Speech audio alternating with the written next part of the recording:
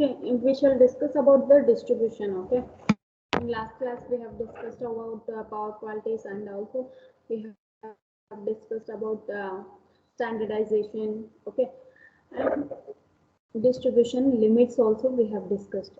Today we shall discuss about the introduction about distribution and types of distribution. It is well known that electrical power is nowadays generated in a AC form. We know that, right? In past class also we have discussed about the power system. What is power system? It includes generation, transmission, distribution. Okay. So always we distribution is in the form of AC. Okay, it is generated in the form of DC. So, some only solar generation, like some particular generation is in the form of DC. And what about the other generations is in the form of AC.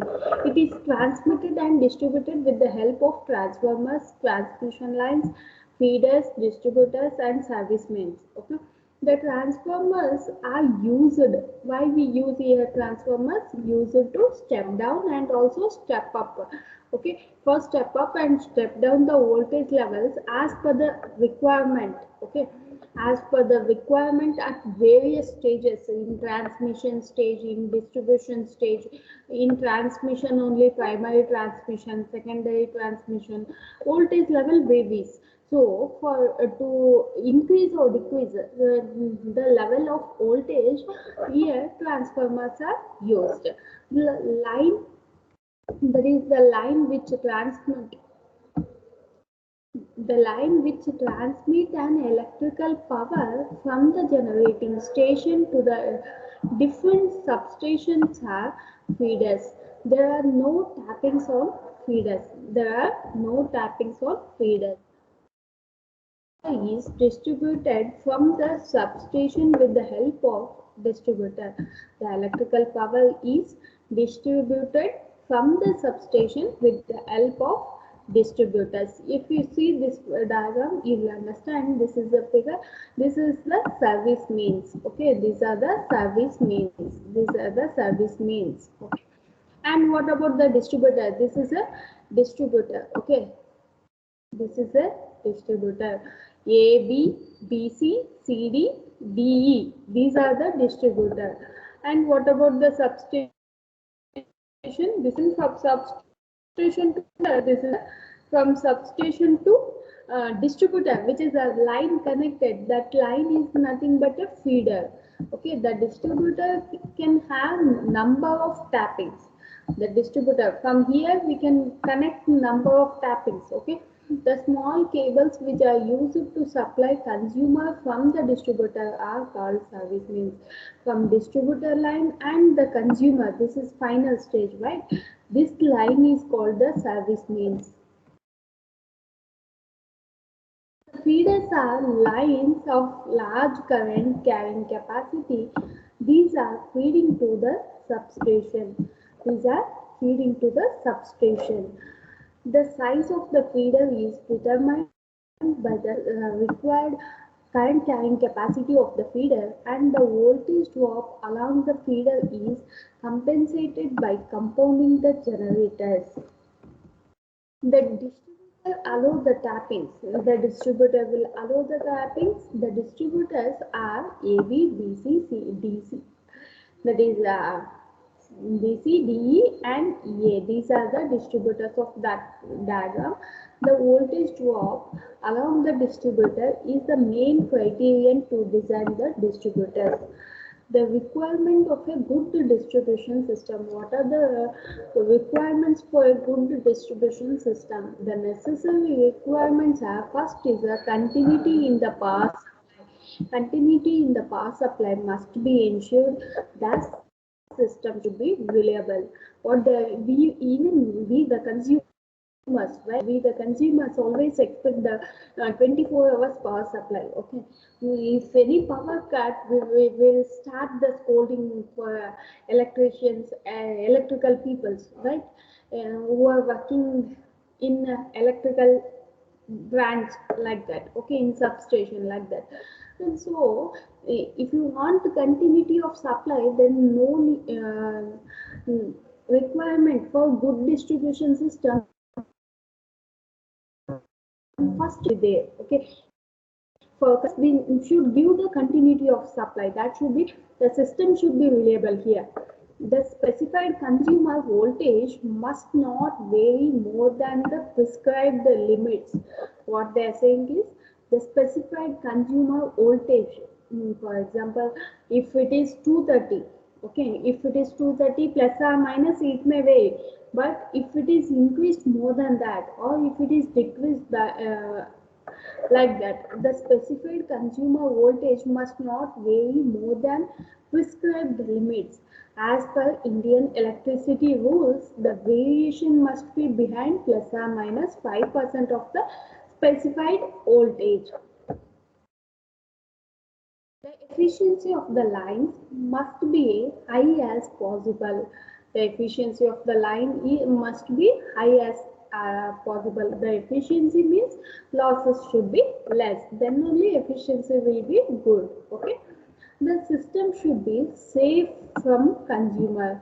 Always we expect that even though electrician people in if any some uh, electrical accidents happen, some wire unsymmetrical faults, if any faults also they will check lineman, they will identify the fault and they will correct it. While correcting also, it should be safe. Whatever the components, the components or equipment they are using, it should be good. Okay. Then the system should be safe from consumer. Even the even connections also, it should be in a safe manner. Okay. It should not affect to the people, or it should not affect to the any person like that. Okay, there should not be a leakage. It should not be any leakage. Okay, so the system should be safe from consumers point of view. The line should not be overloaded. The lines should not be overloaded means, for example, one transformer, if we connect for a whole village, then what happens? It will be overloaded, right? We should place for one colony, one transformer, like that. Depending upon the load, we should place the transformer like that. The line should not be overloaded. Okay, the layout should not affect the appearance. The layout should not affect the appearance of the site or a locality. It should not get affected to the people. Okay, whatever the distribution system is there, it should be in a local people locality, or if they, it should not affect to the people. They should not blame. Okay, the system should be economical. What system is, it should be not a high cost. It should be in an economical way. Economical cost. Next is a primary AC distribution system. In that, first is a radial distribution system. Radial distribution system, this is a, in that you can observe here, this is the feeder from the substation, it gone to the service means. Okay, this is a distributor line. This is nothing but a distributor. Okay, this is also another distributor. Okay, from substation to this distributor, this is a feeder. And what about this is a service means to consumers? This is a service means to consumer. Here, the radial distribution, here two feeders are used. One substation, two feeders. Okay, so if any fault occurs here, then what happens here? No, here no continuity of supply, because if any fault occurs here, what about the power supply to the B side? Okay, no power cut. Okay, so here interruption will be uh, disadvantage here. If any fault occurs on one line, for example, if any fault occurs on line A, then what happens? There will be a no power to the A side. Okay, A side consumers. Then what about the B side? B side consumers will be having the power. If any problem occurs on B line, then what happens? There will be no power. Okay, the consumers will not have a power to they will not have a power. That is what here, this is the main disadvantage. When the distributor is connected to substation at on one end only with the help of feeder, then the system is called radial distribution system. The feeders, distributors and service means are radiating away from the substation, hence name give as a radial system. There are combination of one distributor, one feeder connecting the distributor to the substation. Here, figure 1, we have seen already, if the distributor 1 is connected only at one end to substation through a feeder point A, similarly the other feeder is feeding the distributor 2 only at one point B. Due to such a system, if any fault occurs either on any feeder or a distributor, all the consumers connected to the distributor will get affected. There would be an interruption, nothing but power cut, okay? Interruption of supply to all such consumers. That is what they are saying. I have already said, right? If any fault occurs in feeder line or distributor line, then whole system which is connected to that get affected. So interruption of supply to all such consumers will be happens. Okay. So the end of the distributor near to the substation will get heavily loaded than the end which is too far away from the substation. What they are saying, similarly, that is the one fault and that is the one disadvantage. Similarly, the end of the distributor which is connected to the substation, the end which is near to the this substation, which will get a heavy load. If one line fault occurs, then another line that overload that will happen to the another line. Okay, that will get heavily loaded than the end which is too far away from the substation. The fault on feeder or feeder distributor causes the fault on feeder. It may be on feeder or distributor. It causes interruption in supply to all the consumers connected to the distributor. This can be avoided by modifying the radial system as shown in the figure 2. They have modified substation like this. Okay, only one distributor line.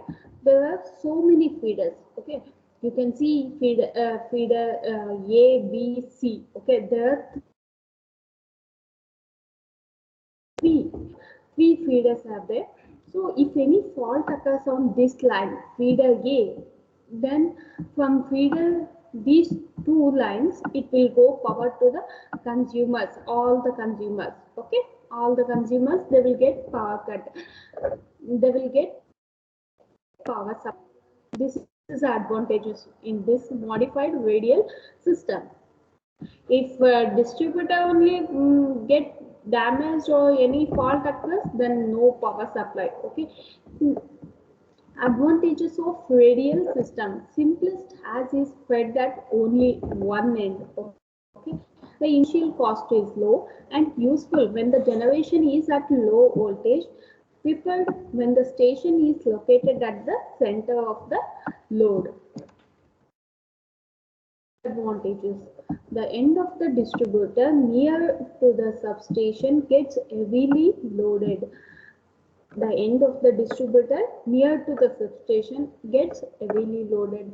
When load on the distributor changes, the consumer at the distant end of the distributor face severe voltage fluctuations. When load on the distributor changes, for example, if distributor line is giving 230, right? If suddenly load is decreased, okay, for example, if he is using a 230 voltage load, okay, if we suddenly change the load 250 or 200, then what happens? The consumer at the distant end of the distributor face severe voltage fluctuations. So when load on the distributor should be in a correct manner. Okay. At consumers are dependent on a single feeder. Okay. Here consumers in radial system, consumers are dependent on only one feeder. Okay. Single feeder. and distributor and a single distributor. Okay, a fault on any of these two causes, if a fault on feeder or a fault on distributor, there will be an interruption in supply to all the consumers connected to that distributors. This is the disadvantage here. What about the next is a ring main distribution system. This is nothing but a loop feeders. Another system of distribution system which eliminates the disadvantage of the radial system is used in a practice called that is a ring main distribution system. In such a system, the feeder covers the whole area of supply in the ring fashion and finally terminated at the substation from where it is started. The feeder is in closed loop form and looks like a ring, hence the name given to the system as ring main system. Here you can observe there is a distributor, ring main distributor. Okay, distribution system. Here one substation, different here different distributors are there. Okay, different distributors from here to here. The feeder in the ring fashion is divided into number of sections A, B, B, C, C, D, D, E, A. There are number of sections they have divided. The various distributors you can see here as A, B, C, D, E. Okay, there are different distributors. Each distributor is supplied by the two feeders. Each distributor is for this point P, then the supply is coming from here and the supply is coming from here. If any fault occurs here, then the supply will come from here. So the consumers will get the continuity of supply. This is the main advantage in ring main distribution system. Here two feeders will go to the one distributor. Okay.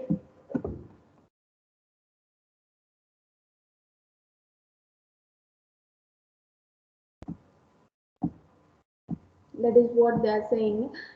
Each distributor is supplied by the two feeders, hence the design is similar to the two feeders in parallel on different paths.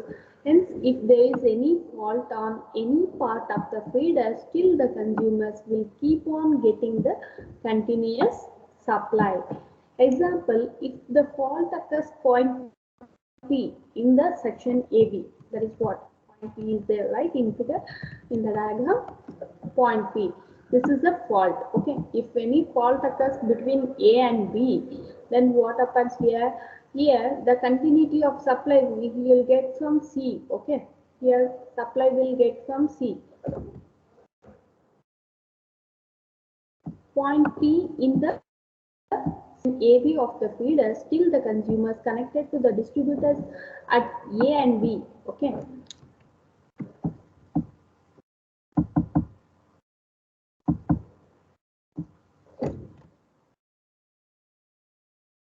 If any fault occurs, this case A will not get affected, B will not get affected. If we isolate this path, then the continuity of supply from here, it will go to the A, and from here C to, it will go to the B section. Okay, so we are continuous of supply if any fault occurs on feeder.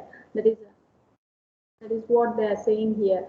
If the fault occurs on point P in the section AB of the feeder, still the consumers connected to the distributors at A and B will get supply from the sound feeder sections A and AE, BC. Okay, AE and BC. The part AB of the feeder can be isolated and repaired. That is what I said. We can isolate that part and we can get it repaired. The feeder can be fed at one or more feeding points. Thus, the disadvantage of radial system are eliminated in this system. The great saving in copper is another major advantage of the ring main system here. about the parallel feeders? This is the third type, that is the parallel feeders. Parallel feeder system. It overcome the disadvantage of radial feeder system. It overcome the disadvantage of radial feeder system. You can observe these are the loads L1, L2, L3, L4. Okay, this is a feeder 1, feeder 2. Okay, this is a distribution transformer. This is a distributor. Greater level of reliability at higher cost is achieved with a parallel feeders. Their parallel feeders are used.